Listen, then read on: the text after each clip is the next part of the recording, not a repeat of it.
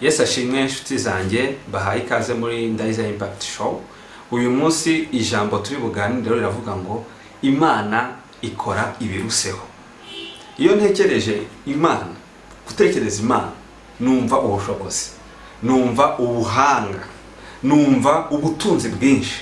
Imana ni nyimbaraga, Imana irashoboye kubera ko ari Imana.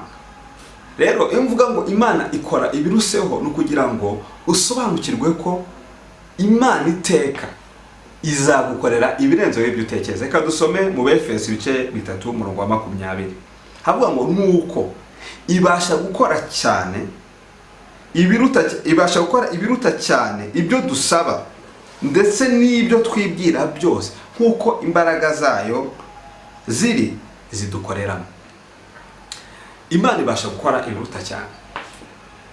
Rimwe na rimwe hari igihe buri wese agira ibihe bikomeye, buri wese agira ibihe biruhije, buri wese agira ibintu bimunanira.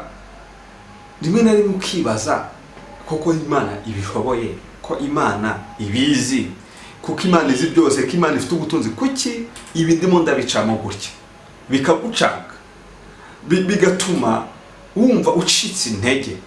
Ariko mwene data najya nkubwire ngo ibyo Imana ibikora kuko yizi bikwiye. Yego hari icyo dukwiye kwitondera, ntabwo nubwo Imana ikora ibiruseho ntabwo iteka izakora ibyo wayisabye.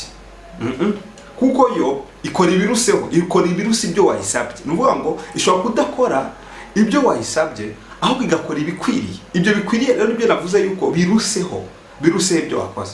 Wenda uyu munsi ushobora kutabisobanukirwa, ukumva Imana isa naho yagutereranye, ukumva Imana isa naho itagusubije, ariko ntabwo iba yagutereranye, ahubwo iba yakoze ibiruseho. Reka dusome ino jambo riri muri Yohana ibice 13:7. Umve ijambo Imana yabwiye Yesu, yabwiye abigishwa, yarababwiye ngo, Yesu aramusubiza ati, ibyo nkora ubu ntubizi, ariko uzabimenya hanyuma. Bishatse kuvuga iki? Bishatse kuvuga ngo iyo usenze ntubone igisubizo, ntabwo Imana iba itagusubije, ahubwo iba yakoze ibiruseho. Cyuko zabishobora kuza mu buryo butandukanye n'ubwo wabitekerezaga, ntubisobanukirwe, rimwe na rimwe ukababara, rimwe na rimwe bikagucanga. Ariko mwene data, Imana iba yakoze ibiruseho kuko ni Imana nyine. Cyokoze uyu munsi ushobora kutabisobanukirwa, ariko icyo nkwijeje ni kimwe, nuko nyuma uzasobanuka uvuga ati kumbe Imana yakoze bya bindi, ahubwo yakoze ibiruseho. Uko niko umugaragu w'Imana Dawidi yavuze muri Zaburi 119:67. Igihe yahuraga n'ibibazo, igihe yababaraga, ntabwo yumvaga ni bibi. Ariko aha yanditse ku 119 Zaburi avuga ngo, ntarababazwa narayobaga, ariko none nitondera ijambo ryawe. Bishatse kuvuga iki? Bishatse kuvuga ngo hari igihe bya bindi byose bitaba, Imana ikaguha ibiruseho, nuvuga ngo ibikwiriye, bikakubabaza, ariko nyuma ukabona ko byakugiriye umumaro kuruta bya bindi. Niyo mpamvu ngo Imana ikora ibiruseho. Mwene data rero, wicika intege.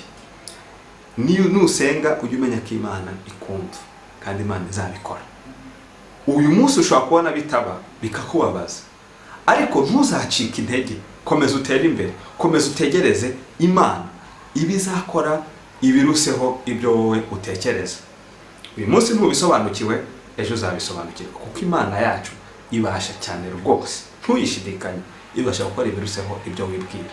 Komera rero, Imana irahari, ntizigere gutererana, ahubwo izahora igukorera ibirenze wowe ibyo utekereza. Yesu abahe umugisha.